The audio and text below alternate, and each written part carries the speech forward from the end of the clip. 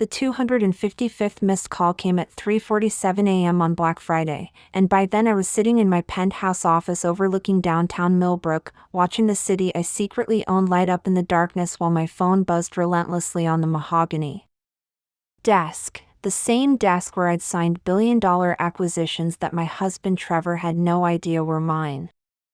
Because the man who'd humiliated me in front of his entire family at Thanksgiving dinner, called me a gold-digging nobody, and then vanished without a trace, had absolutely no clue that his pathetic little wife was actually Victoria Ashford. And I wasn't just some random woman he could discard, I was the CEO who could destroy his entire world with a single phone call. Before we dive back in, let us know in the comments where you're watching from. And if this story resonates with you, don't forget to subscribe, because tomorrow's story is something truly special I can't wait to share. It started innocently enough. Thursday morning, Trevor had been his usual charming self, helping me carry the homemade cranberry sauce and artisan dinner rolls I'd spent hours perfecting. We were driving to his family's estate in Rosewood Heights, the kind of old money neighborhood where the houses have names instead of numbers and the driveways are longer than most people's streets. Just remember, babe, he'd said, adjusting his tie at a red light, my family can be a little intense. But they'll love you once they get to know you. If you like the story of our channel, please like the channel, and if you are interested in these stories, join our channel membership. Thank you. I'd smiled and squeezed his hand, thinking how sweet it was that he wanted me to fit in with his family. What I didn't know was that getting to know me apparently meant spending 3 hours being interrogated like I was applying for citizenship. Trevor's mother, Patricia Henwick, greeted us at the door wearing pearls that probably cost more than most people's cars and a smile so fake it could have been patented. Trevor, darling, she cooed, air kissing his cheeks before turning to me with an expression that could freeze champagne. And this must be Victoria, was it? Yes, Mrs. Henwick. Thank you so much for having me. Your home is absolutely stunning. I handed her the cranberry sauce, which she immediately passed to a staff member like it might contaminate her manicure. How thoughtful, she said, the word dripping with condescension. Trevor mentioned you work in, what was it again? Something with buildings? Property management, I replied simply. It wasn't technically a lie, I did manage properties. All 127 of them across 3 states, but she didn't need to know that detail. The interrogation continued throughout cocktail hour. Trevor's sister, Camilla, wanted to know where I went to college. His brother, Richard, kept asking about my people, apparently wanting to know if my family tree had enough blue blood to qualify me for their sacred dinner table. His cousin, James, made several pointed comments about women who marry up and how important it was to preserve family values. Through it all, Trevor said nothing. Not when his mother asked if I understood the responsibilities that come with the Henwick name. Not when his sister wondered aloud if I'd ever been to Europe properly or just on one of those budget tours. Not when his uncle started a 20-minute lecture about how certain types of women target successful men. I smiled. I nodded. I played the part of the grateful girlfriend, just happy to be included. Because that's what I thought love was, supporting your partner even when their family treated you like an intruder. The breaking point came during dinner. We were seated at a table that could have hosted a small United Nations meeting, eating off china that was probably older than the Constitution, when Patricia decided to really twist the knife.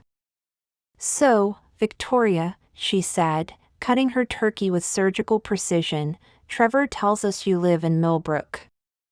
That's interesting. What part?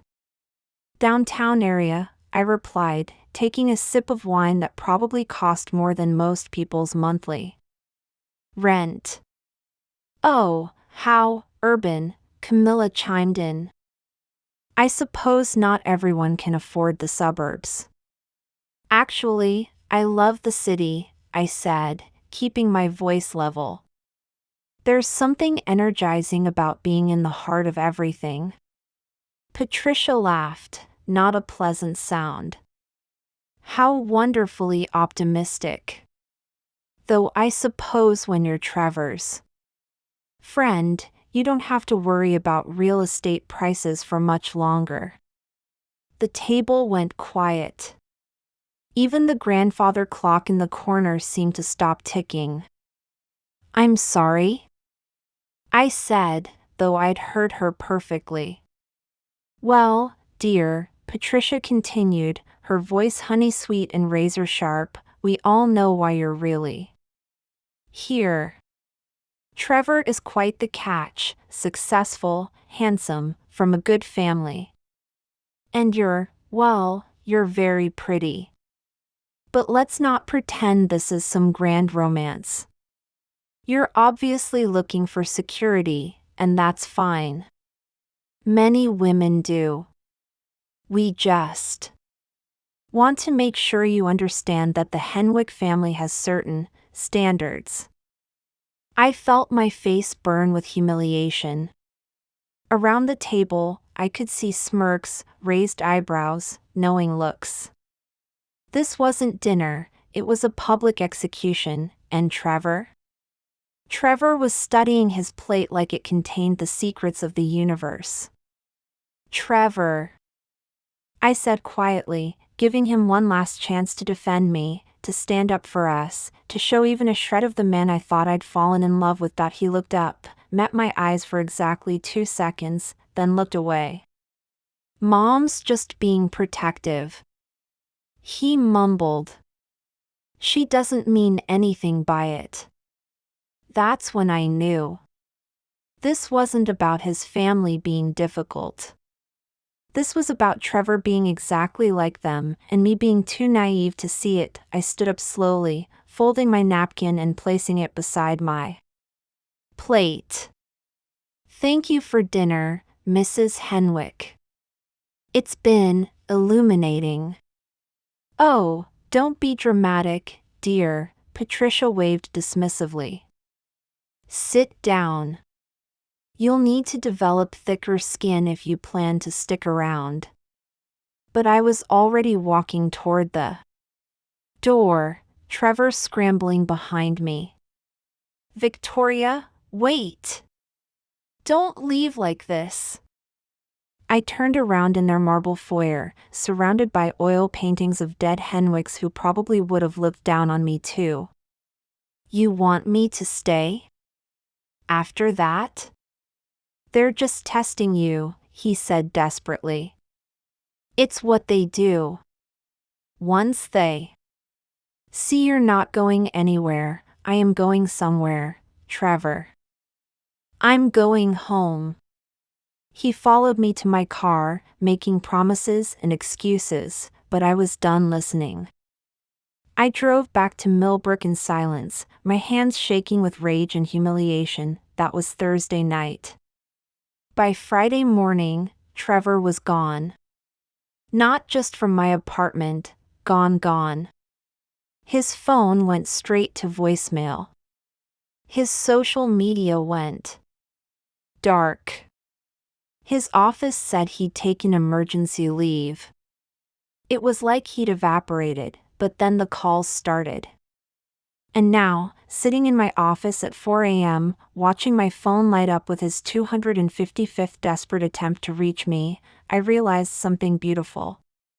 Trevor Henwick had no idea who he just ghosted, and he was about to find out.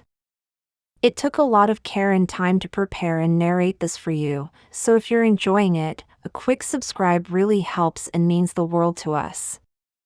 Alright, let's get back to it. I met Trevor Henwick on a rainy Tuesday in March at cafe. Lumiere, the little French bistro on 5th Street that I frequented not because I loved their overpriced lattes, but because I owned the building and liked to check on my investments incognito. He was sitting at the corner table, laptop open, tie loosened, looking every inch the successful businessman having a rough day, when his coffee spilled across his keyboard after a particularly animated phone call. I did what any decent human being would do. I grabbed a handful of napkins and helped him clean up the mess. "Oh God, thank you," he said, looking genuinely grateful as we dabbed at his MacBook. "This day just keeps getting better and better." "Rough meeting?" I asked, noting the expensive watch, the tailored suit, the confident way he carried himself. "Even in crisis." "Rough life," he laughed, and there was something so charming about his self-deprecating smile that I found myself lingering. "I'm Trevor, by the way. And you're my caffeine disaster guardian angel." "Victoria," I said, shaking his offered hand. "And I'm pretty sure guardian angels don't usually cause more chaos than they prevent." "Are you kidding? You saved my presentation. I've got a client meeting in an hour, and if this laptop had died..." He gestured dramatically at the now functioning computer. "You might have just saved my career." We ended up talking for 2 hours. Trevor told me he worked in commercial real estate development, specializing in luxury residential projects for high net worth clients. He was charming, funny, and had this way of making me feel like I was the most interesting person in the room. When he talked about his work, his eyes lit up with genuine passion. "I don't just sell properties," he explained, leaning forward with enthusiasm. "I help people find their dream homes." Last month, I closed a deal for this tech entrepreneur who wanted a smart home that could run his entire business remotely. Took me 6 months to find the perfect place, but when we walked through that penthouse. He paused, smiling at the memory. It was like watching someone fall in love. I found his passion infectious. Here was someone who understood that real estate wasn't just about square footage and location, it was about creating spaces where people could build their lives. Of course, what I didn't tell him was that I owned half the luxury properties in Millbrook, including probably several of the buildings he'd shown clients. "What about you?" he asked. "What do you do when you're not rescuing strangers from coffee disasters?" "Property management," I said, which was true in the broadest possible sense. "I help people maintain their investments." "Ah, so we're in related fields," he grinned. "You keep the buildings running, I help people find them. We should probably exchange cards, professional networking and all that." I gave him my personal card, the simple white one that just said Victoria Chin with my number. No company logo, no title, nothing that would give away that I was anything more than what I appeared to be. I'd learned early in life that leading with my family name and position meant never knowing if people liked me or my bank account. Our first date was dinner at Rossetti's, a mid-range Italian place that Trevor chose because, as he put it, "I want to impress you, but I'm not trying to bankrupt myself on date number 1. I found his honesty refreshing. Most men who asked me out either took me to McDonald's, assuming I couldn't afford better, or to places so expensive they were clearly trying to show off, assuming I was impressed by money alone. Trevor was different. He opened doors, asked thoughtful questions about my life, and seemed genuinely interested in my opinions about everything from city planning to favorite movies. When the check came, he insisted on paying but didn't make a big show of it. "I had a really good time tonight," he said as we walked to my car. Would you maybe want to do this again? Maybe somewhere with better lighting so I can actually see those gorgeous eyes? I said yes because for the first time in years, someone was seeing me as just Victoria, not Victoria Ashford, CEO and heiress, just a woman having dinner with a man who made her laugh. Our relationship developed slowly and naturally. Trevor would text me good morning messages and funny memes throughout the day. He remembered small details about things I'd mentioned in passing. When I got food poisoning from a questionable sushi place, he showed up with soup and crackers and terrible romantic comedies to keep me company. You don't have to stay, I told him, probably looking and smelling terrible. Food poisoning isn't exactly sexy. Hey, he said, settling onto my couch with the remote, in sickness and in health, right? I mean, we're not there yet, but practice makes perfect. The comment about in sickness and in health should have been a red flag. We'd only been dating for 6 weeks, but at the time, I thought it was sweet. I thought he was hinting at a future together because he genuinely cared about me. Trevor's apartment was a nice one-bedroom in Riverside Commons, furnished with the kind of careful taste that suggested he'd hired a decorator but told them to make it look masculine. He had photos of himself at various charity events, a bookshelf filled with real estate and business books, and a kitchen that was clearly more for show than actual cooking.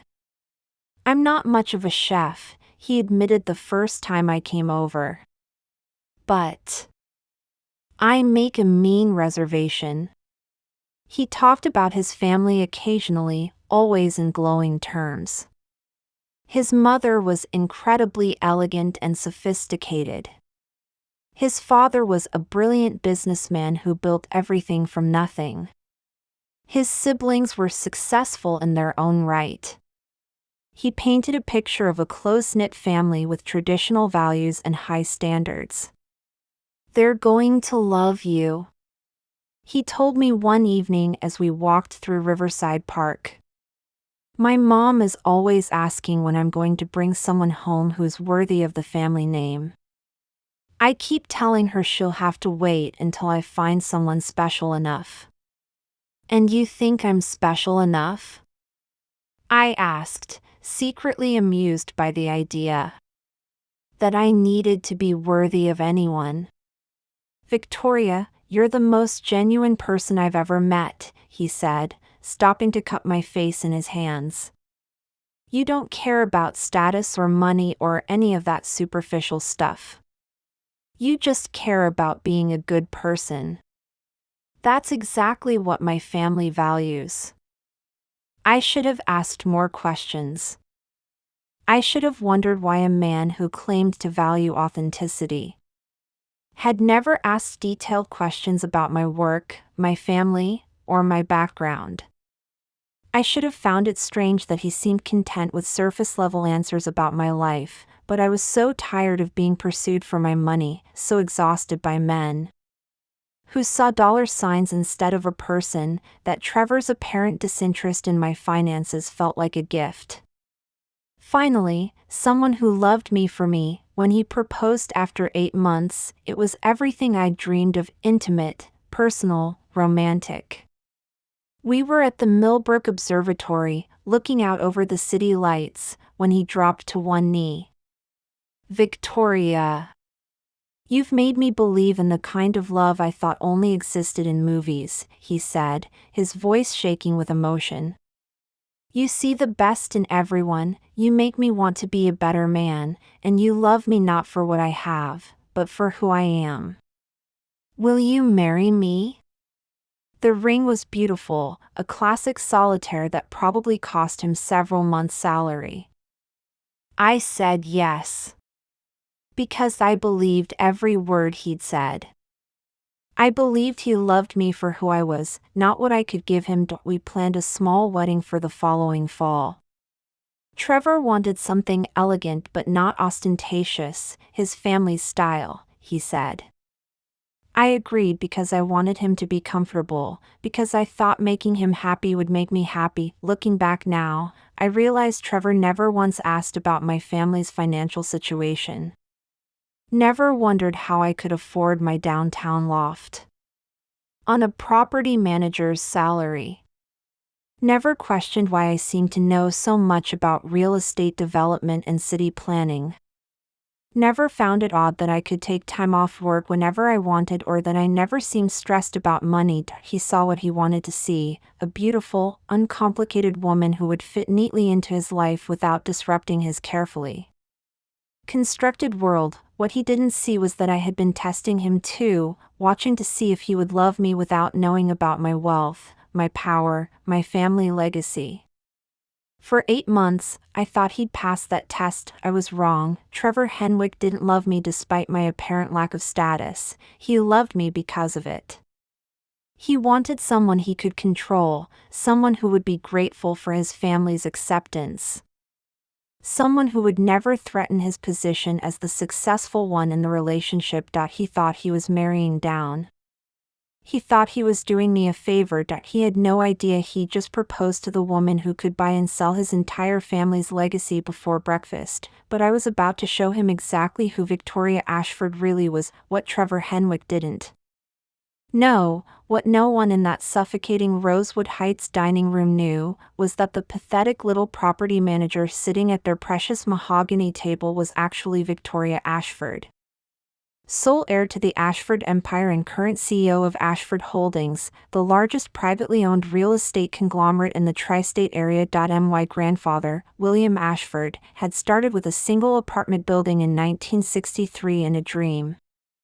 That seemed impossible at the time, to own enough real estate that no landlord could ever make his family homeless again. By the time he passed 5 years ago, that single building had grown into an empire worth $8.2 billion, spanning 127 luxury properties, 43 commercial complexes, and 12 mixed-use developments across Millbrook, Riverside, and Eastgate counties. The Ashford name was whispered in boardrooms and feared in city planning meetings. When we wanted to build something, zoning laws seemed to magically align in our favor. When we decided a neighborhood was ready for revitalization, property values shifted overnight. The mayor of Millbrook had my personal number saved in his phone. The governor had attended my grandfather's funeral and personally offered his condolences. I had been groomed for this empire since I could walk. While other children played with dolls, I played with architectural blueprints. While teenagers worried about prom dates, I was shadowing board meetings and learning the difference between net operating income and cash flow. By 18, I could read a property's financial potential faster than most seasoned investors could calculate basic square footage. When grandfather died, the will reading was held in the penthouse conference room of the Ashford Tower, the 40-story monument to our family's success that dominated Millbrook's skyline. Lawyers, board members, and distant relatives filled the room, all expecting the empire to be divided among various family members or perhaps held in trust until I was ready. Instead, the will was remarkably simple: to my granddaughter, Victoria Ashford, who has shown wisdom beyond her years and vision beyond her bloodline, I leave everything. The girl who asked me at age 12 why we didn't build affordable housing for teachers and nurses is the same woman who will decide what this empire becomes. She doesn't need a board of old men telling her what's possible, she already knows what's necessary. At 26, I became the youngest CEO in Ashford Holdings history.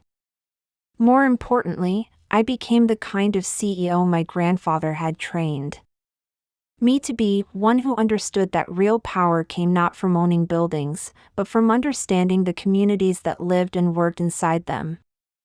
The business press had covered my appointment, of course, but I deliberately kept my profile low. Most articles focused on my age and gender rather than my qualifications, which was exactly what I wanted.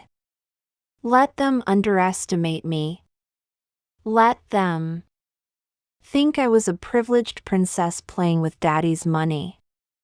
The less attention I attracted, the more freely I could operate. I had learned early that the Ashford name opened doors, but it also created expectations and assumptions. People saw the billions before they saw me.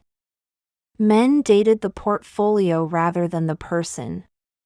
Business partners agreed to meetings because they wanted access to our properties, not because they respected my ideas.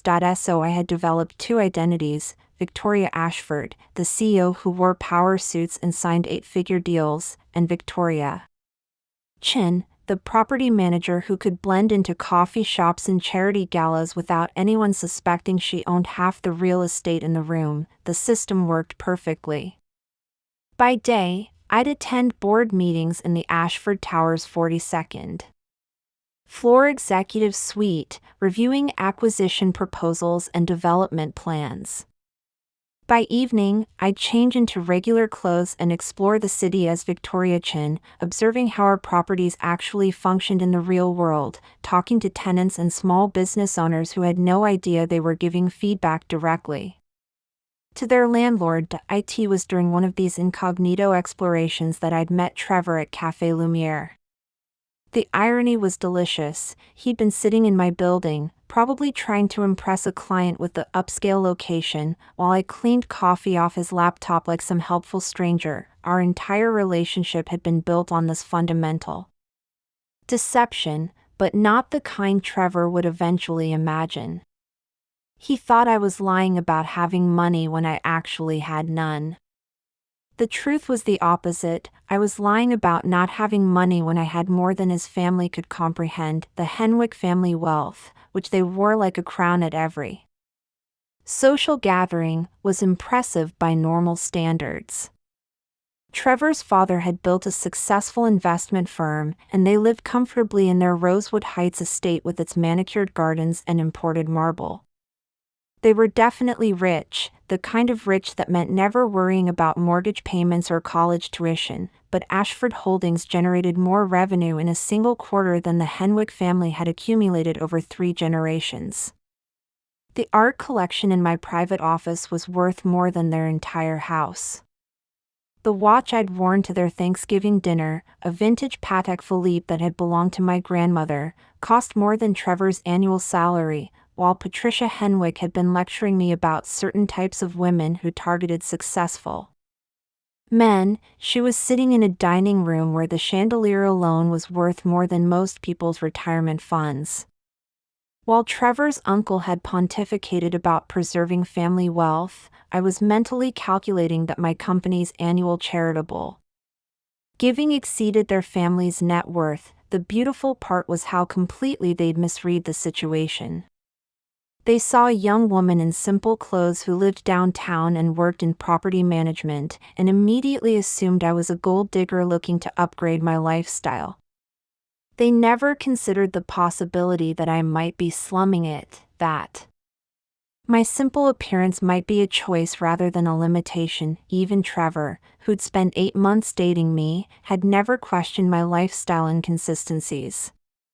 He'd never wondered how I could afford my downtown loft on a property manager's salary, or why I seemed to know so much about real estate development, or how I could take time off work whenever I wanted without consequences. He'd seen what he wanted to see: a beautiful, uncomplicated woman who would be grateful for his attention and his family's eventual acceptance. Someone who would enhance his image without threatening his position as the successful one in the relationship. The truth was, I had been testing him just as thoroughly as he'd apparently been evaluating me.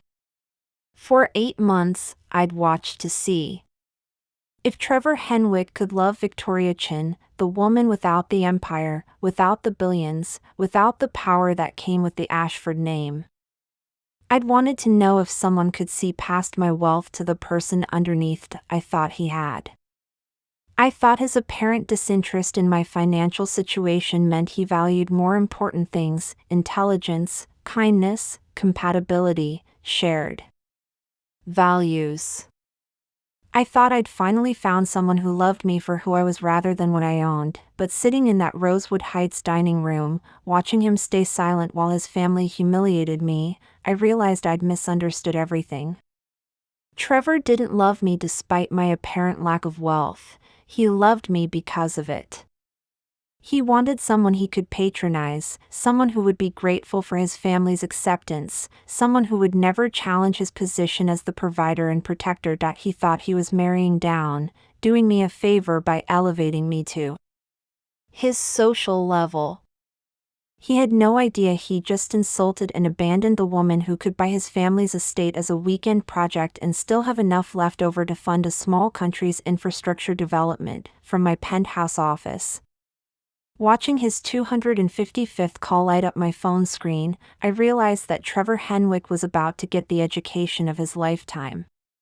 He was about to learn that the woman he dismissed as a gold-digging nobody was actually Victoria Ashford, and that his biggest mistake wasn't ghosting his wife, his biggest mistake was underestimating her, the first sign that Trevor's disappearance wasn't just a cowardly retreat came 3 days after Thanksgiving, when my head of security, Daniel Rodriguez, knocked on my office door with a manila folder and an expression I'd learned to dread. "Ms. Ashford," he said, settling into the leather chair across from my desk, "you asked me to look into your husband's activities after the Thanksgiving incident. I'm afraid what we found is concerning." Daniel had been with Ashford Holdings for 12 years, first as a private investigator we'd hired to vet potential business partners, then as our full-time security chief when corporate espionage became a real threat to our operations. He was thorough, discreet, and had an unsettling ability to uncover information that people preferred to keep buried. "How concerning?" I asked, though the weight of the folder in his hands suggested I wasn't going to like the answer. "Your husband didn't disappear randomly," Daniel said, opening the folder to reveal a stack of photographs, bank statements, and phone records. "He's been planning this for weeks, possibly months. And Victoria, he wasn't planning to come back." The first photograph showed Trevor at Eastgate National Bank on November 15th, a full 10 days before Thanksgiving. He was walking out of the building with a briefcase and the kind of satisfied expression people wore after completing important business. "He opened a new account," Daniel explained. "Under the name Trevor Mitchell, his middle name and his mother's maiden name. Deposited $50,000 in cash, which is interesting because his regular account never had more than $8,000 at any given time." I stared at the photo, my mind racing. Where did he get $50,000 in cash? That's where it gets worse.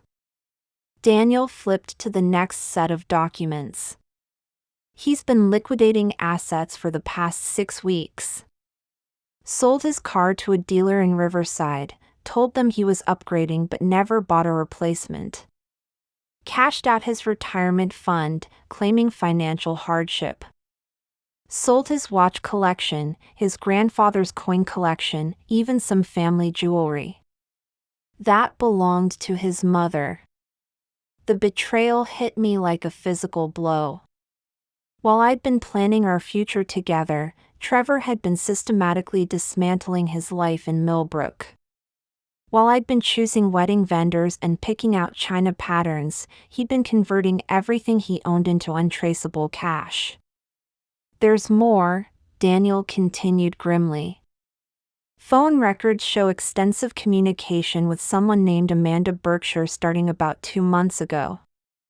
She lives in Charleston, South Carolina. I ran a background check. She's recently divorced, received a substantial settlement, and has been posting on social media about wanting to start fresh with someone special." He handed me printouts of Trevor's phone bill, highlighted in yellow. Dozens of calls to the same Charleston number, some lasting hours.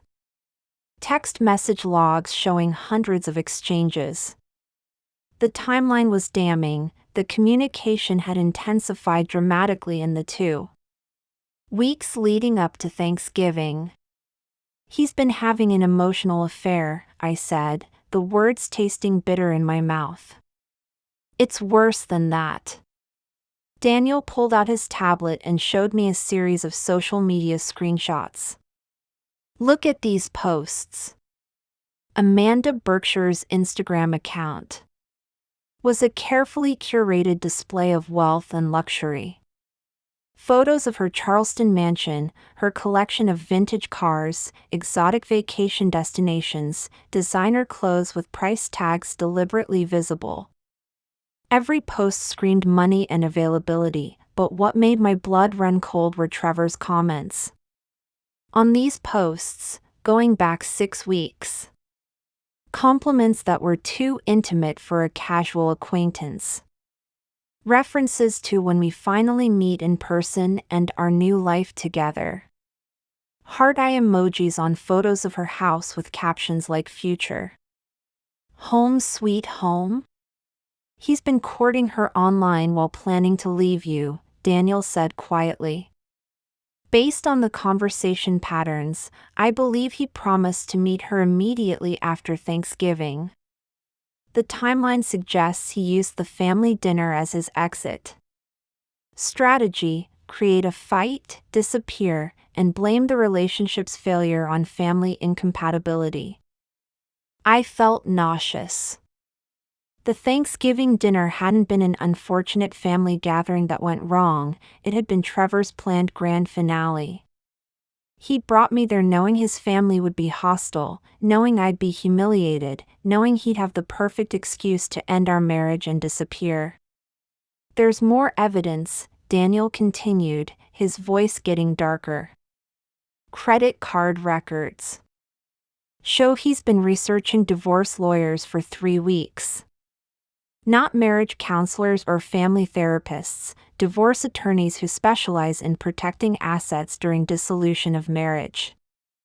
The folder contained printouts of Trevor's browser history, obtained through methods I decided not to question.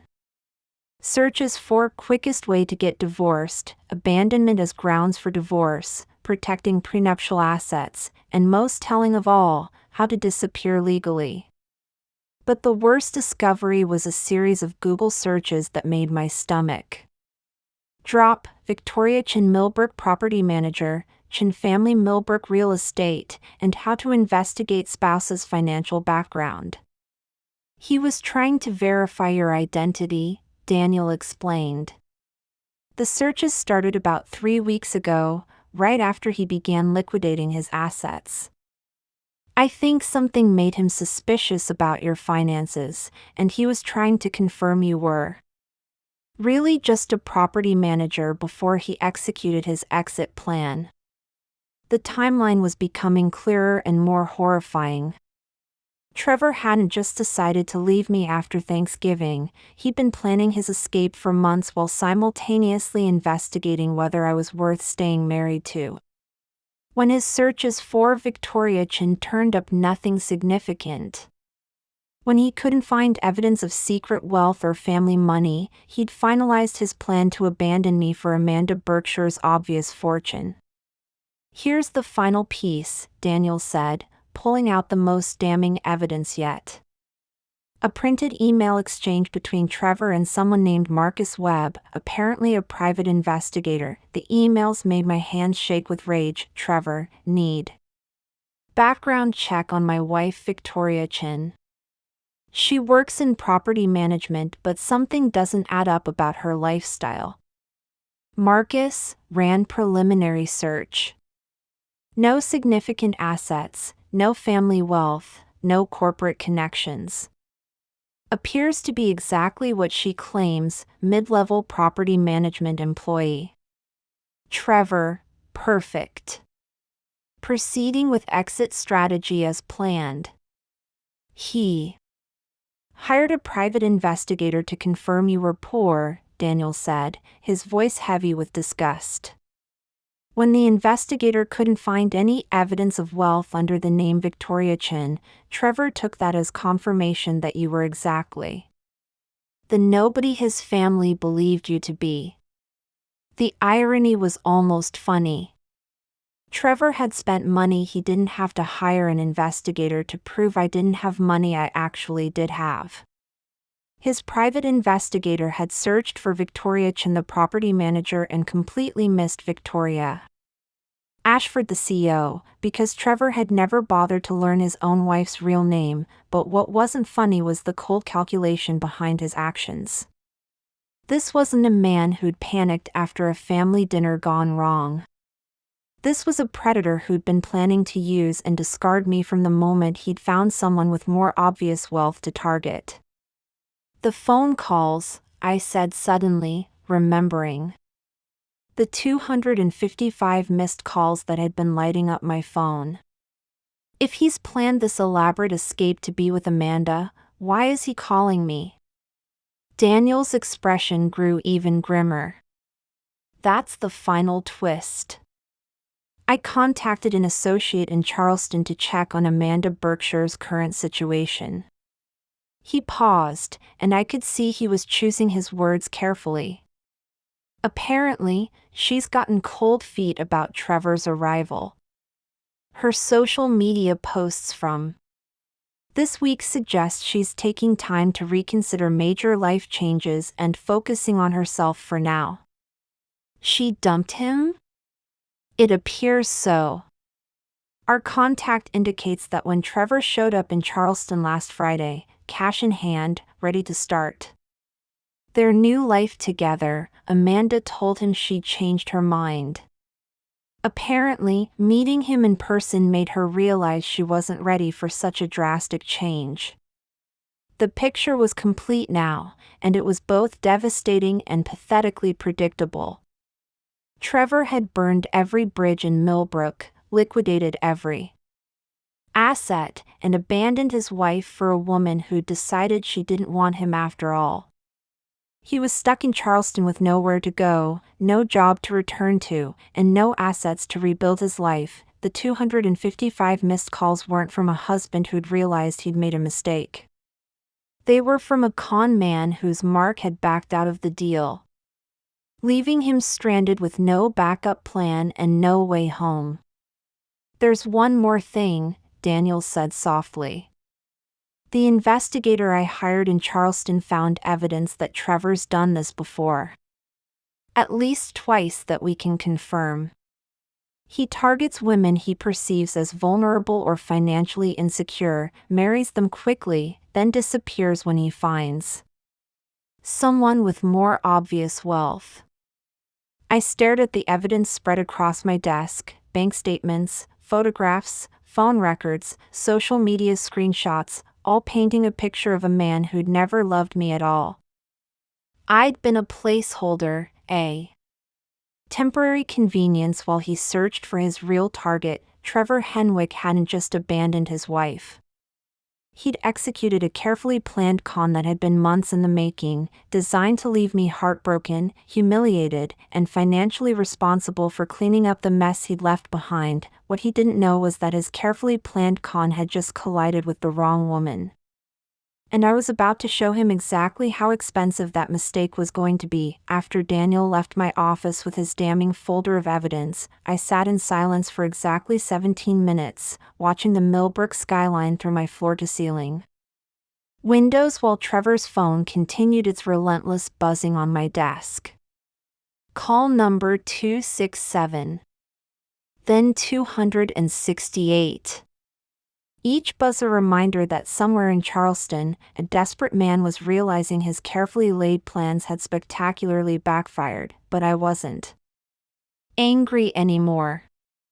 Anger was hot and impulsive and led to mistakes. What I felt now was something much more dangerous: the cold, calculating fury of a CEO who'd just discovered someone had tried to defraud her company. And Trevor Henwick was about to learn that Victoria Ashford didn't just run a business empire. She protected it. I pressed the intercom button on my desk. "Sarah, Please ask Jonathan to come to my office immediately. And cancel all my appointments for the rest of the week. My assistant's voice crackled through the speaker. Of course, Ms. Ashford. Should I tell Mr. Blackwell what this is regarding? Tell him I need the legal team assembled for a priority case involving marriage fraud and asset protection. And Sarah? This conversation never happened. Jonathan Blackwell had been the Ashford Holdings chief counsel for 15 years, ever since my grandfather had poached him from the most prestigious law firm in the state. He was brilliant, ruthless, and had an encyclopedic knowledge of both corporate law and creative ways to make problems disappear within legal boundaries. When he arrived 20 minutes later, he took one look at my face and closed the door behind him. What's the damage assessment? I handed him Daniel's folder. My husband of 8 months has been running a marriage con. He liquidated his assets, planned to abandon me, and attempted to defraud what he believed was my modest estate.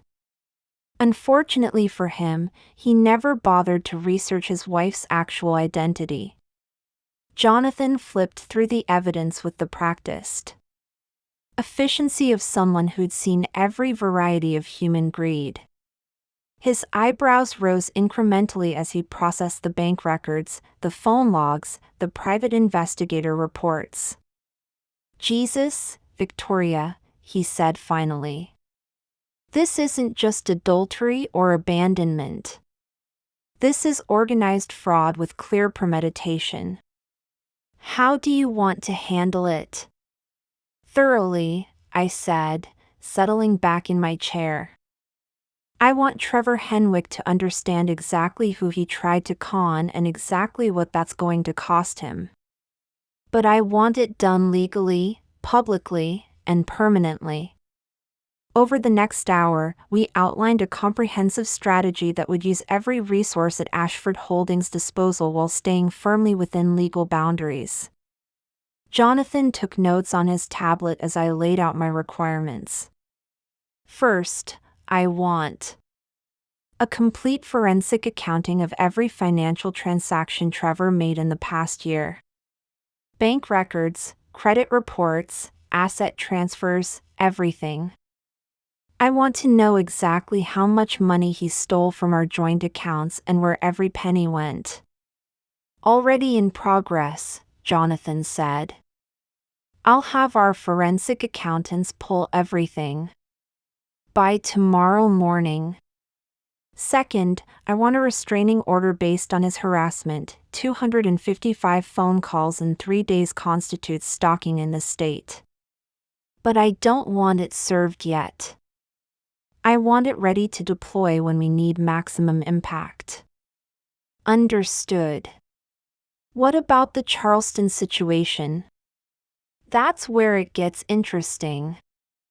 I smiled, and Jonathan's expression grew wary. He'd learned to be cautious. When I smiled like that, I want you to contact Amanda Berkshire's divorce attorney. I suspect she has no idea she was nearly victimized by a marriage fraud scheme. She deserves to know, don't you think? You want to warn his intended victim? I want to protect a potential victim while creating an additional witness to his fraudulent intent. 2 birds, 1 ethical stone. Jonathan made another note. What about criminal charges? That's phase 2. I want you to coordinate with Daniel's investigation team and compile everything for the district attorney.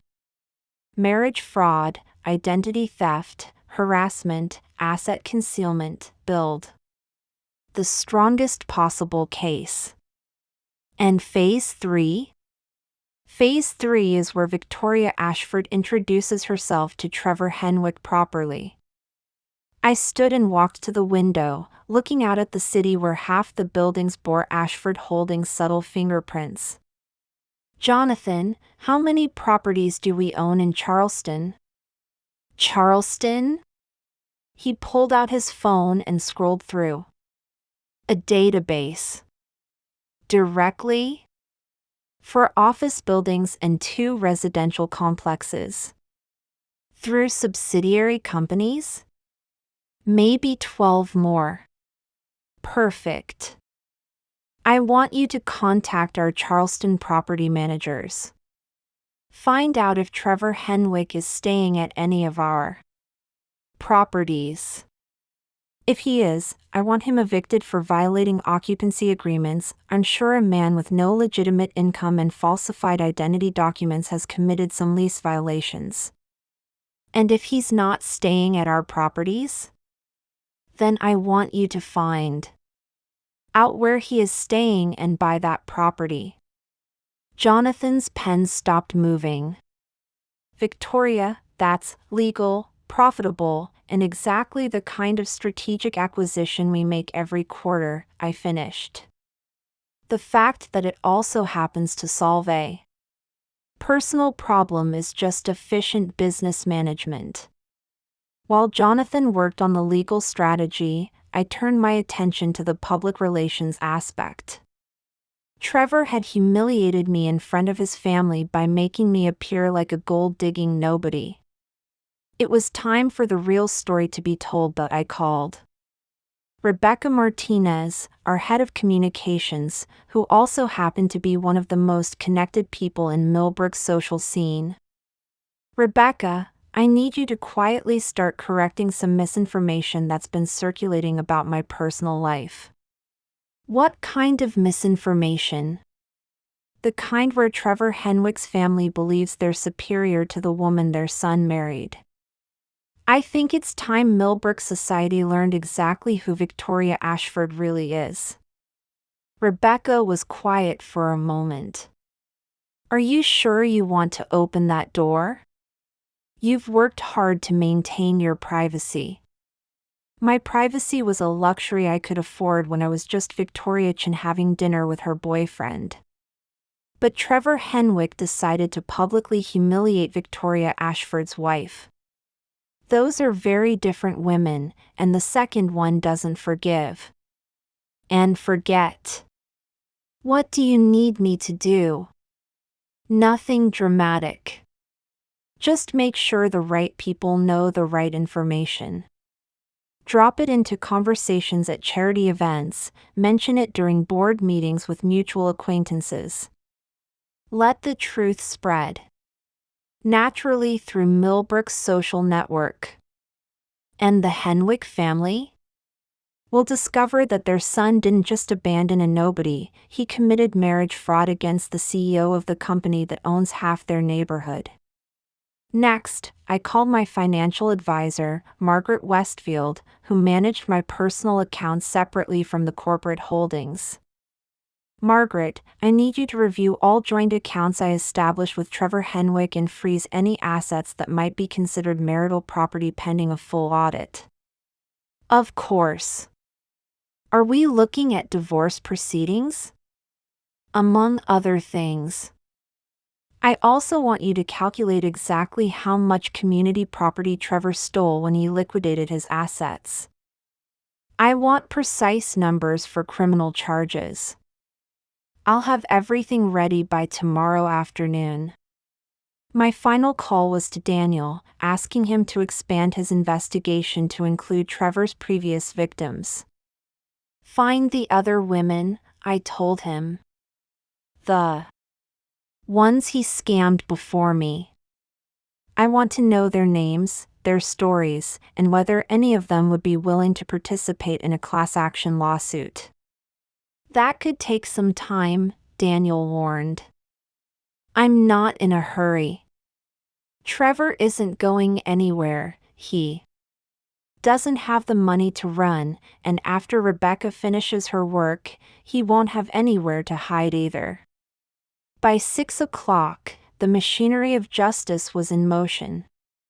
Legal teams were preparing criminal charges, financial experts were tracing stolen assets, communication specialists were ensuring the truth reached the right ears, and investigators were building an airtight case that would protect future victims. Trevor's phone calls had become background noise. He was up to 312 missed calls now, probably growing more desperate by the hour as his situation in Charleston deteriorated. But I wasn't ready to answer yet. Let him stew. Let him wonder. Let him start to comprehend the magnitude of his mistake. My grandfather had taught me that real power wasn't about the dramatic gesture or the immediate strike. Real power was about patience, preparation, and precision. You gathered your resources. You planned your strategy, you waited for the perfect moment, and then you executed with such overwhelming force that your opponent never recovered. Trevor Henwick thought he'd conned a naive property manager out of her modest savings. He was about to discover he'd actually declared war on an empire, and empires didn't negotiate with thieves. Tomorrow, I would let him know exactly who he'd been married to for the past 8 months. Tonight, I was going to enjoy watching his world crumble from a distance while I prepared to introduce him to mine. By Wednesday morning, Trevor's missed calls had reached 387, and my carefully orchestrated plan was ready for execution. Jonathan's legal team had prepared a comprehensive case file that would make any prosecutor salivate. Daniel's investigation had uncovered 2 previous victims willing to testify. Rebecca's strategic conversations had already begun shifting Millbrook's social landscape in fascinating ways, but the most satisfying development came from Charleston, where our property acquisition team had worked their magic. At 9:47 a.m., I received confirmation that Ashford Holdings had just purchased the Magnolia Gardens Extended Stay, a modest hotel where Trevor had been residing since Amanda Berkshire had crushed his dreams of easy fortune. He's in room 237, Daniel reported during our morning briefing. Paid through Friday with cash, which explains why he's been so desperate to reach you. He's almost out of money and has nowhere else to go.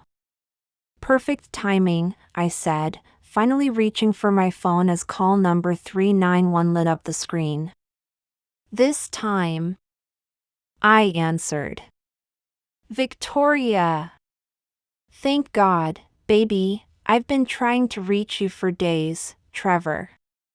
My voice was calm, controlled, completely devoid of the emotion he was probably expecting.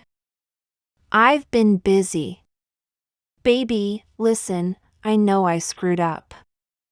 I know leaving like that was wrong, but I can explain everything.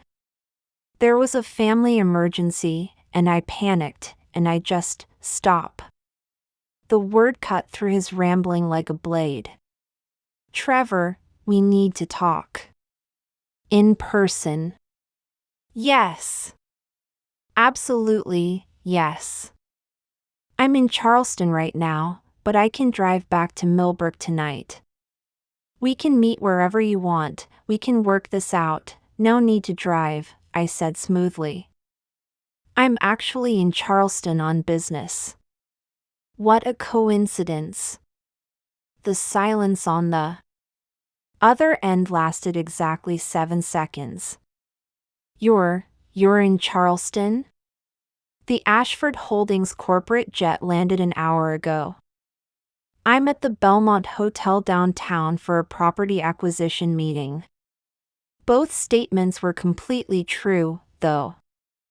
I deliberately omitted that the property acquisition was his hotel. We should meet for lunch. Do you know Chez Laurent on King Street? Yes, I know it, but Victoria, that place is incredibly expensive, don't worry about the cost, Trevor. I think we can afford it. Another pause. I'll see you at 1 o'clock. And Trevor? Don't be late.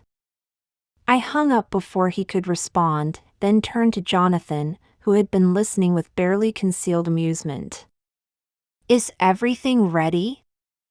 The restaurant manager is a friend of Rebecca's. He's reserved the private dining room and understands the situation requires discretion. Daniel's team is already in position. The documentation is prepared.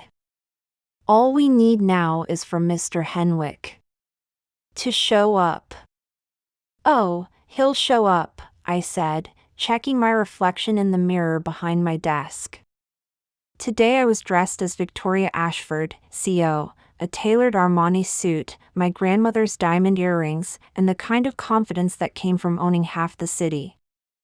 A desperate man with 387 missed calls and no other options always shows up.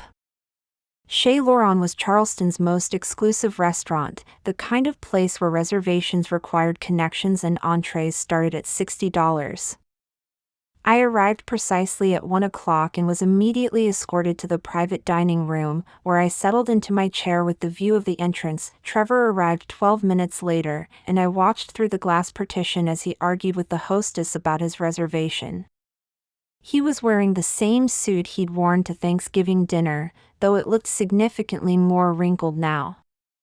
His hair needed cutting, and there was a desperate energy about him that suggested he hadn't been sleeping well. Finally, the hostess led him to the private dining room, opening the door with an apologetic smile. "Mr. Henwick, your wife is waiting." Trevor stepped inside, and I watched his face as he processed the scene.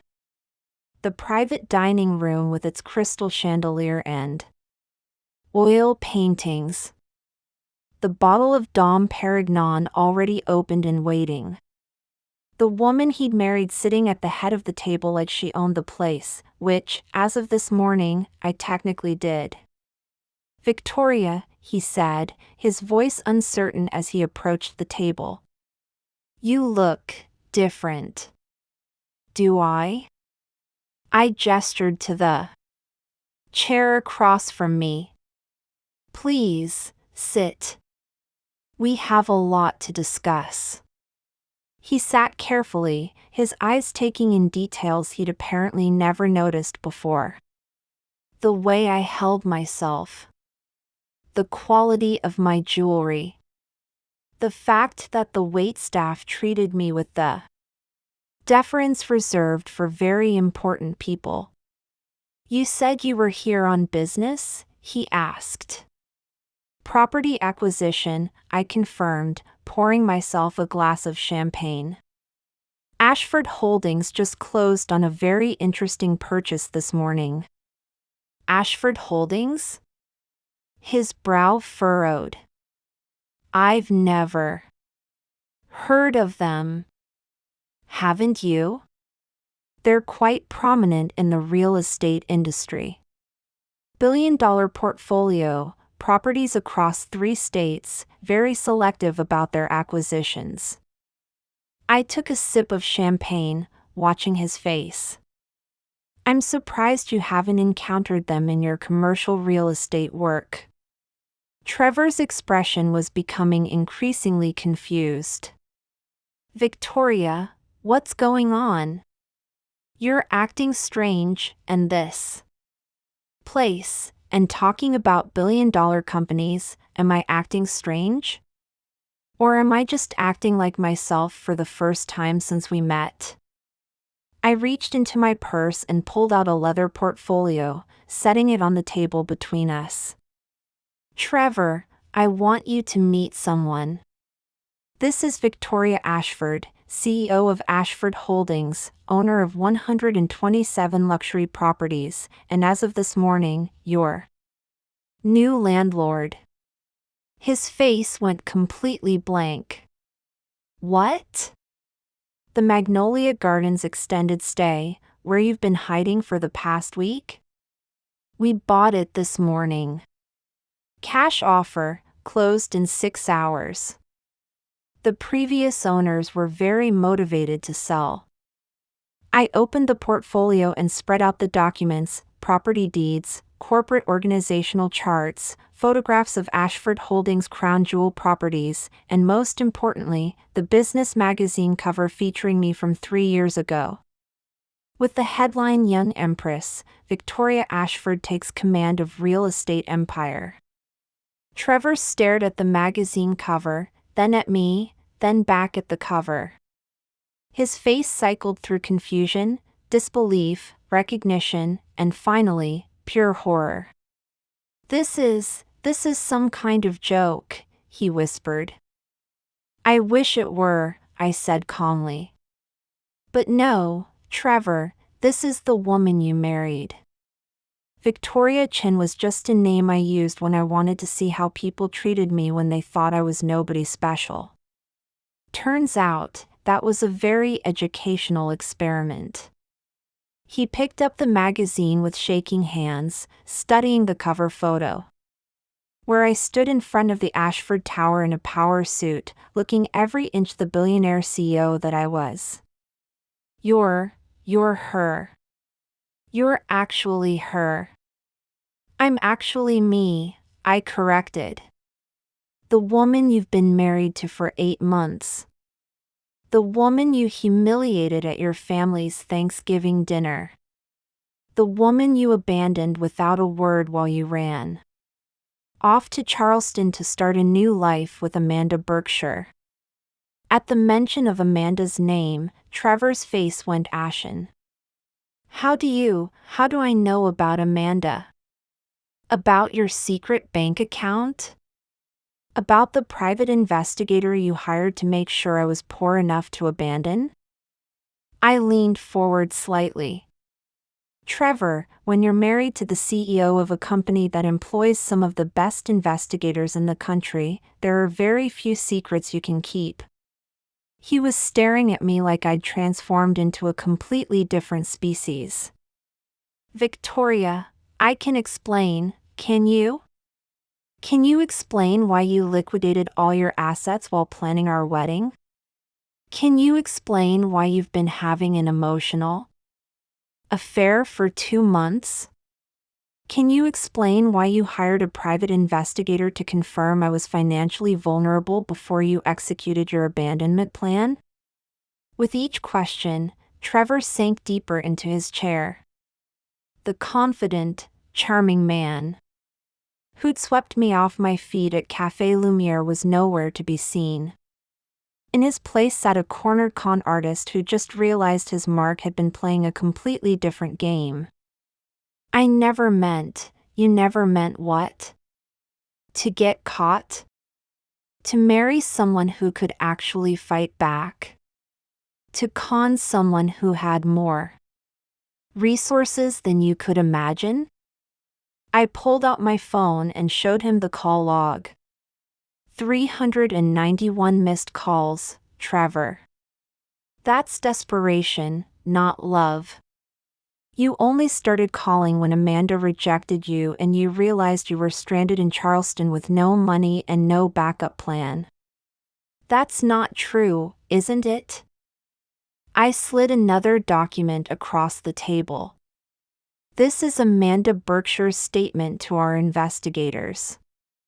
She was very forthcoming about your promises to leave your wife and start a new life with her money. She was also very disturbed to learn she'd almost become the victim of a marriage fraud scheme. Trevor looked like he might be sick. "Victoria, please, let me explain what really happened. I know what really happened. The question is, what happens next?" I leaned back in my chair, studying the man I thought I loved. "You see, Trevor, you made one crucial error in your planning. You researched Victoria Chin, the property manager who didn't exist. You never bothered to research Victoria Ashford, your actual wife."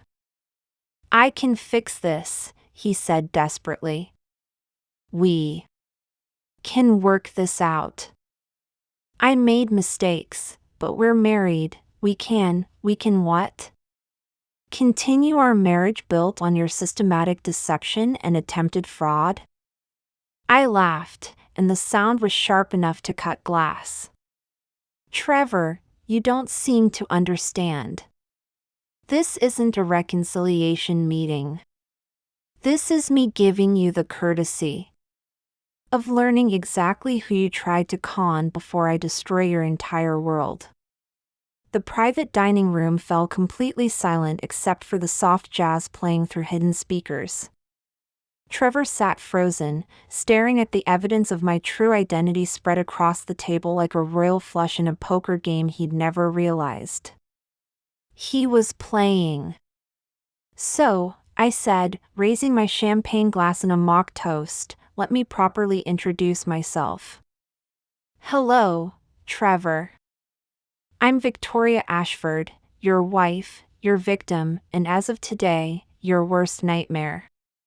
Trevor sat in stunned silence for exactly 43 seconds, staring at the magazine cover that proved his worst nightmare was sitting across from him sipping champagne. When he finally found his voice, it came out as a desperate whisper. "Victoria, we can work this out. I know I made mistakes, but we're married. We can go to counseling, we can—" "Trevor," I interrupted, setting down my glass with deliberate precision, "you seem to be operating under the delusion that we're negotiating. We're not." I pressed a button on the small device beside my plate. "We're concluding." The dining room door opened immediately, and Jonathan Blackwell entered carrying a briefcase, followed by two men in expensive suits who radiated the kind of quiet authority that came with federal badges. "Trevor Henwick," I said, gesturing to the new arrivals, "meet Jonathan Blackwell, Chief Counsel for Ashford Holdings. And these gentlemen are Special Agents Morrison and Webb from the FBI's Financial Crimes Division." Trevor's face went from pale to gray. "FBI? Marriage fraud is a federal crime when it involves interstate commerce and substantial financial assets," Agent Morrison said, settling into a chair with practiced efficiency. "Mr. Henwick, we'd like to ask you some questions about your recent activities in South Carolina and your financial transactions over the past 3 months." "I want a lawyer," Trevor stammered. "Of course you do," Jonathan said smoothly, opening his briefcase. "Which is why I'm here. Not as your lawyer, you understand, but as Mrs. Ashford's legal representative to ensure this process follows proper protocol." Agent Webb placed a digital recorder on the table. "Mr. Henwick, you're not under arrest at this time, but I want to make sure you understand the situation. We have evidence of systematic asset liquidation, identity fraud, and interstate flight to avoid financial obligations. We also have testimony from your intended victim in Charleston and from at least 2 previous victims of similar schemes." "Previous victims?" Trevor's voice cracked. I leaned forward slightly. "Did you think I wouldn't find Rebecca Martinez from Tampa? Or Jennifer Walsh from Atlanta? Both women you married, defrauded, and abandoned when you found targets with more obvious wealth?" Trevor's hands were shaking now. "This is insane. You can't just—" "Actually, I can," I said calmly. "You see, Trevor, when you commit crimes against a Fortune 500 CEO, she tends to have resources you haven't considered. For instance, did you know that Ashford Holdings employs a full-time legal team specifically for fraud prevention and asset recovery?" Jonathan opened his portfolio and began laying out documents with the precision of a surgeon. "Mr. Henwick, let's start with the basics. These are the financial records from your secret account under the name Trevor Mitchell. This paper trail shows systematic liquidation of marital assets without spousal consent, which constitutes theft under both state and federal law." "Those were my assets," Trevor protested weakly. "Actually, no," Jonathan continued imperturbably. "Under the marriage contract you signed 8 months ago, any assets liquidated during the marriage become community property subject to equitable distribution.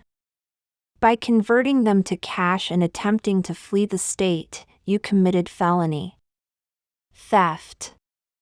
Agent Morrison pulled out his own folder. Then there's the identity fraud. Creating false documentation to establish the Trevor Mitchell account, providing false information to financial institutions, and using that false identity to secure lodging, each of these constitutes a separate federal charge. And the harassment. Agent Webb added. 391 unwanted phone calls over a 5-day period meets the federal definition of stalking, particularly when combined with your documented pattern of targeting and manipulating women. I watched Trevor's face as the full weight of his situation settled in. This wasn't a domestic dispute or a messy divorce. This was a comprehensive federal case with evidence, witnesses, and a victim who had unlimited resources to pursue justice. There's more, I said softly. Jonathan, would you show Mr. Henwick the civil suit? Jonathan placed another set of documents on the table. Mrs. Ashford is filing a civil suit for fraud, intentional infliction of emotional distress, and theft of marital assets. The damages we're seeking include full restitution of stolen funds, punitive damages for emotional trauma, and legal fees for both criminal and civil proceedings. How much? Trevor whispered. $2.7 million. Jonathan said matter-of-factly. Plus interest and ongoing legal costs. Trevor's chair scraped against the floor as he tried to stand, but his legs seemed to give out. I don't have that kind of money. I don't have any money. We know, I said. Which is why we've already begun asset seizure proceedings. Your remaining bank accounts have been frozen pending resolution of criminal charges. Your mother's jewelry that you sold? We've tracked it down and are recovering it as stolen property. The coin collection, the watch collection, even your grandfather's antique desk, all being recovered and valued for restitution. Agent Morrison consulted his notes. We've also issued a material witness hold on your passport. You won't be traveling anywhere until this case is resolved. But the real consequences, I said, standing and smoothing my skirt, are just beginning. Trevor, do you remember how proud you were of your commercial real estate career? How you bragged about your reputation and your client relationships? His eyes widened with new horror. Victoria, please, Rebecca Martinez from our communications department has been very busy this week. By now, every major real estate firm in the Southeast has been quietly informed that Trevor Henwick is under federal investigation for marriage fraud. Your professional license is being reviewed by the state board. Your former clients are being contacted about potential conflicts of interest. I pulled out my phone and showed him a screenshot. This is your LinkedIn profile as of this morning. Notice anything different? Trevor stared at the screen, which showed his profile marked with a warning banner. This individual is currently under investigation for professional misconduct. Rebecca also reached out to your family, I continued. They were very surprised to learn that their son's wife wasn't actually a nobody seeking their acceptance. Patricia was particularly interested to discover that the woman she'd insulted at Thanksgiving dinner could buy their Rosewood Heights estate with pocket change. My family? Trevor's voice was barely audible. Oh yes. The Henwick family has been the talk of Millbrook society this week. Apparently, when word gets out that you publicly humiliated and then defrauded the CEO of the city's largest employer, it affects your social standing quite dramatically. Jonathan closed his briefcase with a definitive click. Mr. Henwick, you have two options. You can cooperate fully with the federal investigation, plead guilty to the charges, and accept a negotiated settlement for the civil damages. Or you can fight this in court, where your case will become public record and every detail of your fraud scheme will be broadcast across every business publication in the country. If you choose option 2, I added, I'll ensure that every detail of how you humiliated me at that Thanksgiving dinner becomes part of the public record. Every condescending comment from your family, every moment you stayed silent while they treated me like garbage, every lie you told Amanda Berkshire about your marriage, all of it will be documented in court filings that reporters love to dig through. Agent Webb stood up, straightening his jacket. Mr. Henwick, we're going to need you to come with us for formal questioning. You have the right to remain silent. You have the right to an attorney. Wait, Trevor said desperately, looking between the FBI agents and me. Victoria, please. Can't we just get divorced quietly? I'll sign whatever papers you want. I'll disappear. You'll never see me again.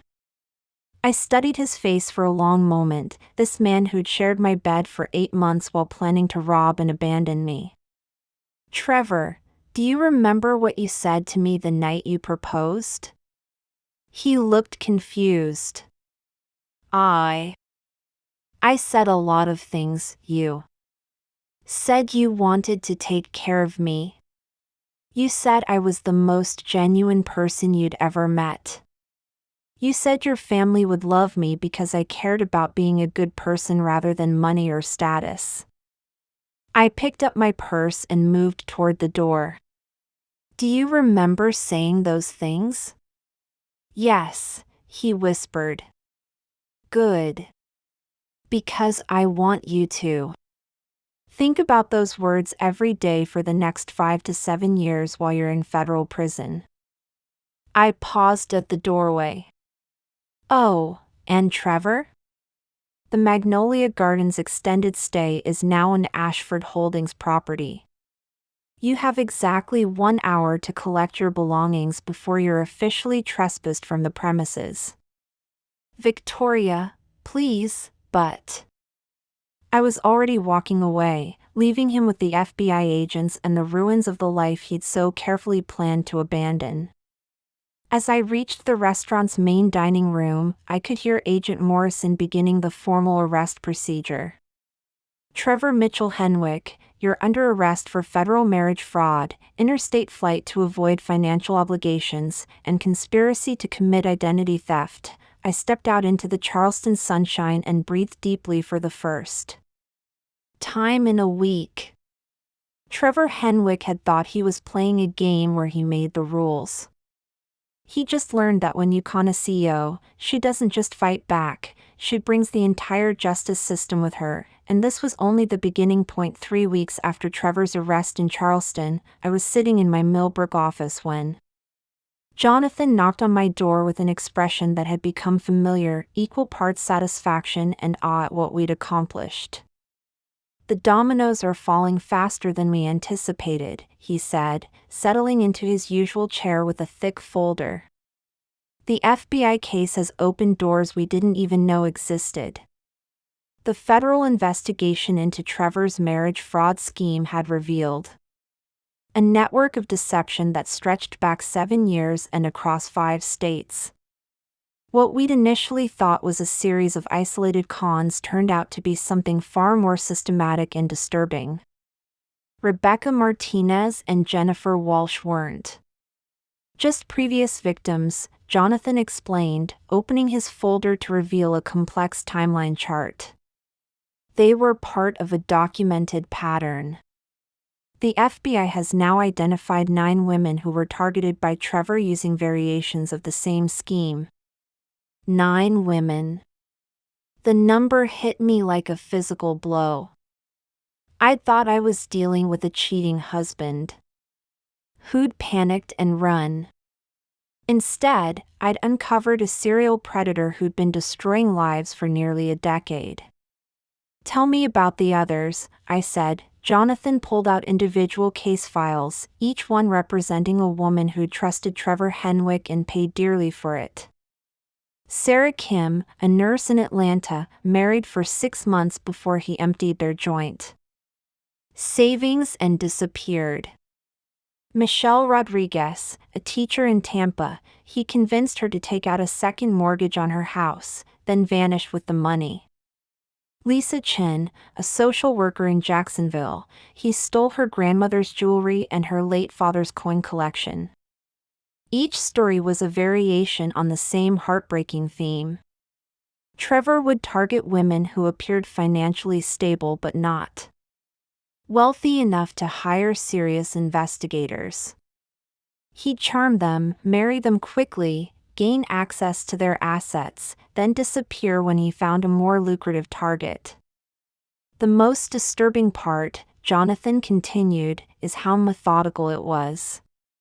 He kept detailed records of his victims, their financial situations, their family relationships, their emotional vulnerabilities. The FBI found spreadsheets on his laptop ranking potential targets by estimated net worth and likelihood of pursuit. He treated it like a business," I said, feeling sick. "Exactly. And because he typically targeted middle-class women without extensive resources, most of them couldn't afford to pursue criminal charges across state lines. The local police would treat it as a civil matter, and by the time anyone figured out the scope of the fraud, Trevor had moved on to his next victim. But that pattern had shattered the moment Trevor chose Victoria Ashford as his target. My resources had turned a series of isolated crimes into a federal RICO case, and suddenly every victim had access to justice they'd never been able to afford. "The class action lawsuit is moving forward," Jonathan reported.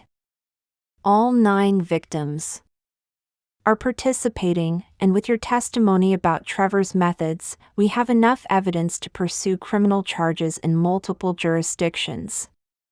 "What about restitution for the other women?" "That's where it gets interesting." Jonathan smiled grimly. "The FBI's asset forfeiture investigation has uncovered accounts and properties we didn't know existed. Trevor was more successful than we realized. He'd stolen over $1.2 million from his victims over 7 years. The money had been hidden in offshore accounts, cryptocurrency investments, and property purchases under various false identities. Trevor had been living a double life even more complex than I'd imagined, maintaining multiple personas across different states while systematically destroying women's lives. "But here's the beautiful part," Jonathan continued. "Because you're the victim with the resources to pursue full recovery, and because the federal charges give us access to asset forfeiture laws, we can recover everything. Not just for you, but for all of them." For the first time since this nightmare began, I felt something other than anger or determination. I felt hope, not for myself, but for the women who'd been suffering in silence for years, believing they had no recourse against a man who'd stolen their money and their trust. "There's more," Jonathan said. "The professional licensing boards in 4 states have opened investigations. Trevor's real estate licenses are being revoked, and the state bar is reviewing his unauthorized practice of law. Apparently, he'd been giving legal advice about marriage contracts without proper credentials." "And the Henwick family?" Jonathan's expression darkened. "That's where it gets complicated. The FBI investigation uncovered something unexpected about Trevor's mother, Patricia." He pulled out another set of documents, these bearing official seals and federal letterheads. "It appears Patricia Henwick knew about at least 3 of Trevor's previous marriages. She received phone calls from 2 of his victims trying to locate him after he disappeared. She knew? The revelation hit me like ice water. Not only did she know, but there's evidence she actively helped him. Bank records show she wired him money during his transition periods between victims. Phone records show she helped him research potential targets through her social connections. The elegant woman who'd sat at that Thanksgiving table lecturing me about gold diggers and family values had been an active participant in her son's fraud scheme. She'd known exactly what Trevor was when she'd humiliated me, and she'd been helping him do it to other women. The FBI is considering charges against her as an accessory, Jonathan continued. Wire fraud, conspiracy, aiding and abetting, she could face significant prison time. And the rest of the family? Trevor's father appears to be genuinely shocked by the revelations. His sister Camilla is cooperating with investigators. But Richard, the brother, has hired his own criminal defense attorney, which suggests he might have known more than he's admitting. The Henwick family's perfect facade was crumbling in real time, and the social consequences were swift and brutal. Rebecca's strategic communications campaign had ensured that everyone in Millbrook's elite circles knew exactly what had happened. The family that had treated me like an interloper was now being ostracized from the very society they tried to protect from my supposed inadequacy. There's also been an unexpected development with Amanda Berkshire, Jonathan said, pulling out the final set of documents. The Charleston woman? She's filed her own lawsuit against Trevor for fraud and emotional distress. Apparently, he'd convinced her to loan him money for business investments while he was planning to leave you. She's out $60,000. And is claiming he promised to marry her once his divorce was finalized. So even while Trevor was married to me, he'd been defrauding his intended replacement. The man had been running multiple cons simultaneously, treating women like interchangeable ATMs in his personal financial scheme. But Amanda's case has revealed something else, Jonathan continued. Trevor had been in contact with at least 3 other wealthy women in different cities. The FBI believes he was building a pipeline of potential victims in case the Amanda situation fell through. The scope of Trevor's operation was staggering. He hadn't just been a man who made bad decisions, he'd been running a sophisticated, multi-state fraud enterprise with backup plans and contingency targets. The federal prosecutor handling the case believes this will be one of the largest marriage fraud prosecutions in recent history, Jonathan said. Between the criminal charges and the civil suits, Trevor is looking at 15 to 20 years in federal prison, plus complete financial ruin. And the other women? His previous victims? They're finally getting justice. Sarah Kim is getting her savings back with interest. Michelle Rodriguez is being compensated for her house. Lisa Chin will recover her grandmother's jewelry and her father's coin collection. Every woman Trevor ever hurt is being made whole. I leaned back in my chair, overwhelmed by the magnitude of what we'd uncovered. What had started as my personal quest for justice had evolved into something much larger, a comprehensive takedown of a criminal enterprise that had been operating with impunity for years. There's one more thing, Jonathan said quietly. The FBI wants to use this case as a template for investigating other serial marriage fraudsters. They're calling it the Henwick Protocol, a systematic approach to tracking and prosecuting criminals who target vulnerable women across state lines. The Henwick Protocol. My husband's name would become synonymous with the very crimes he'd committed, and law enforcement would use his case to protect future victims from similar predators. Trevor Henwick thought he was targeting 9 individual women, I said finally. Instead, he inadvertently declared war on every woman who's ever been victimized by a man who saw her as nothing more than a source of easy money. And he lost, Jonathan said with satisfaction. Completely and permanently. Trevor's scheme had been perfect as long as he targeted women without resources.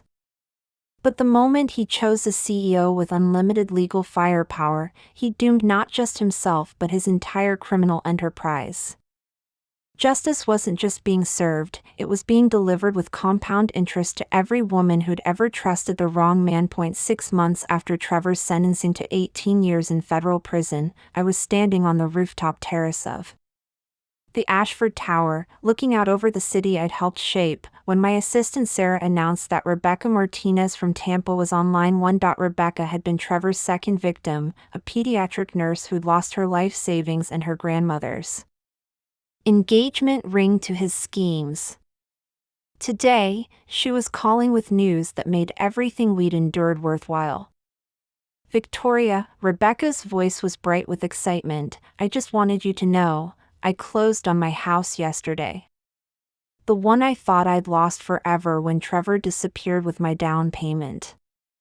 After Trevor's assets were seized and liquidated, the federal restitution program had distributed recovered funds to all his victims. But more than that, the publicity around the case had led to unexpected opportunities. Rebecca had been interviewed by a medical journal about financial abuse in healthcare, which led to a consulting position helping hospitals protect their employees from similar schemes. I never thought I'd be able to trust again, let alone buy a house, she continued. But watching how you fought back, how you used your resources to help all of us, it showed me that being a victim doesn't mean staying powerless. After Rebecca hung up, I remained on the terrace, reflecting on how dramatically my life had changed since that terrible Thanksgiving dinner. The woman who'd sat silently while Trevor's family humiliated her felt like a stranger now, not because I'd gained power, but because I'd finally learned how to use the power I'd always had. The Trevor Henwick case had taught me something my grandfather's business lessons never could, that real strength wasn't about building empires or accumulating wealth. It was about understanding when to hide that power and when to wield it, when to be vulnerable and when to be invincible. For 8 months, I'd been Victoria Chin because I'd thought that hiding my identity would help me find authentic love. I'd believed that if someone could love me without knowing about my wealth, then their feelings would be genuine. But Trevor's betrayal had shown me the flaw in that thinking. I hadn't been testing his capacity for authentic love. I'd been enabling his capacity for exploitation. The right person wouldn't love me despite my success, they'd love me because of everything I was, including the empire I'd inherited and the vision I'd brought to it. They'd want to build something together, not tear me down to make themselves feel bigger. In the months following Trevor's arrest, I'd made significant changes to both my personal life and my business practices. Ashford Holdings had established a victim assistance fund, providing legal and financial support to women who'd been targeted by marriage fraud schemes. We'd also created a partnership with domestic violence organizations, offering safe housing in our residential properties for women escaping abusive relationships.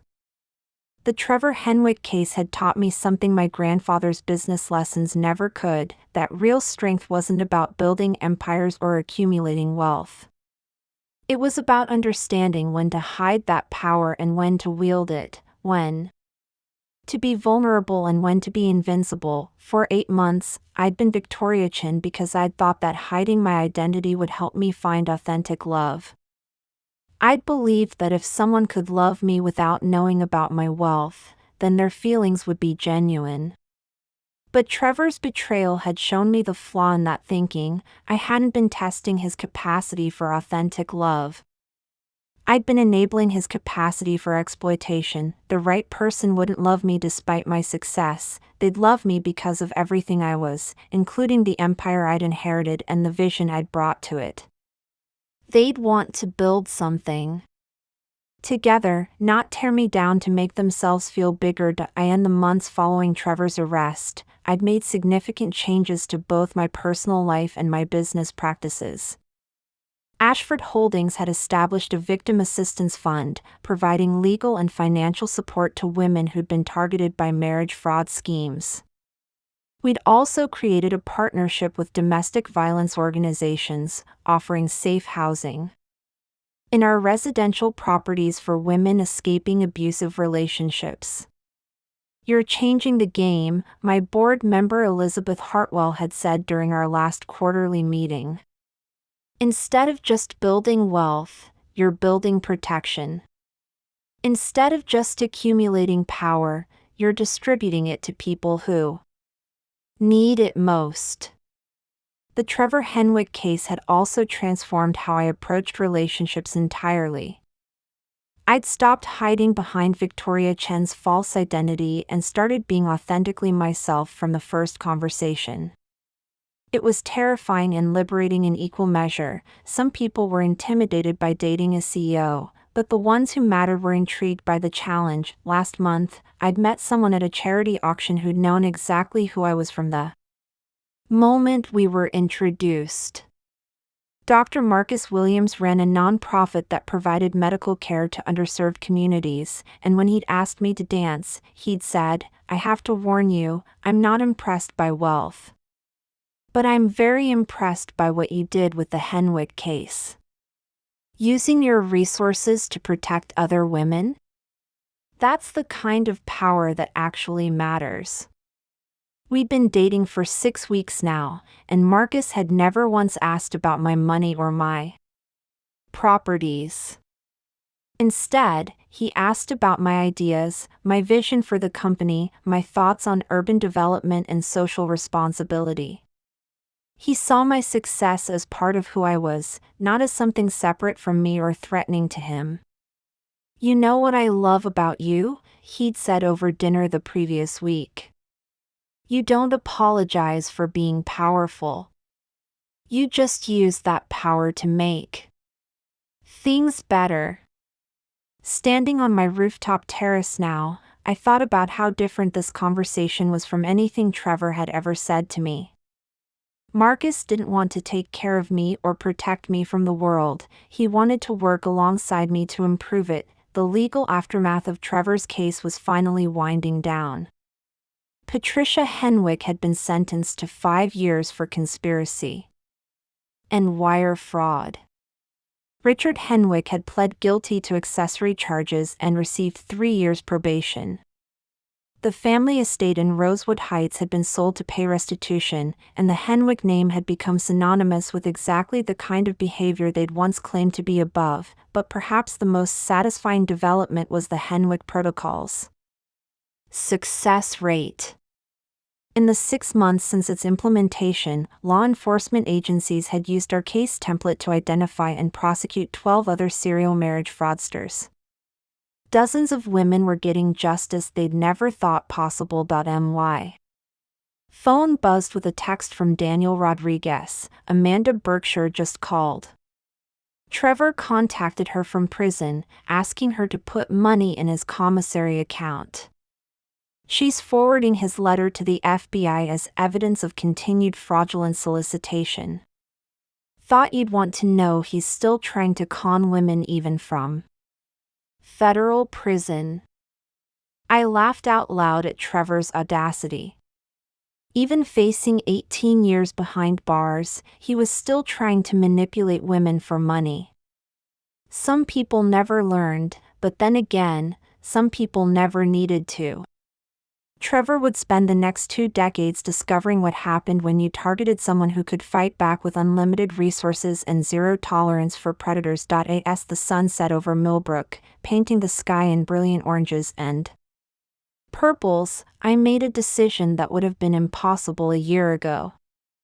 I was going to write a book about the experience, not just my story, but the stories of all Trevor's victims. We would tell the world exactly how marriage fraud worked, how to recognize the warning signs, and most importantly, how to fight back.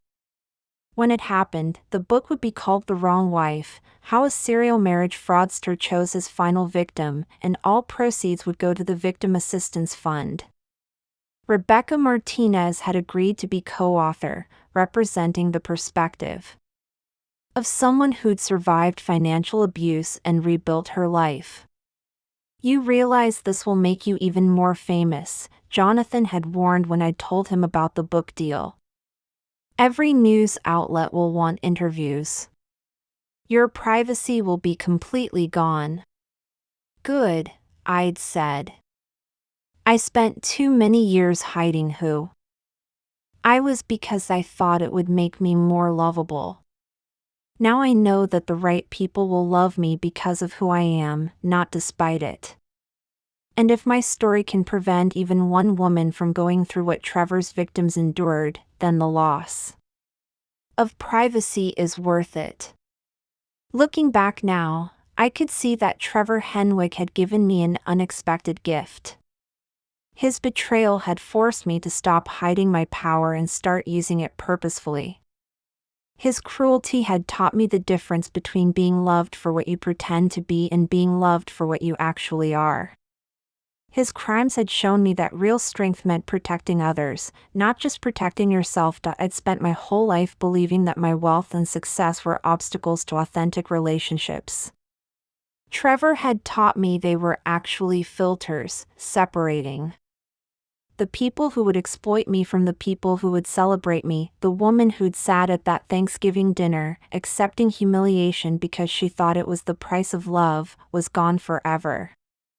In her place stood Victoria Ashford, CEO, advocate, and survivor who'd learned that the most powerful thing you could do with unlimited resources was use them to make sure no one else had to suffer alone. Trevor Henwick had thought he was marrying a vulnerable woman he could exploit and discard.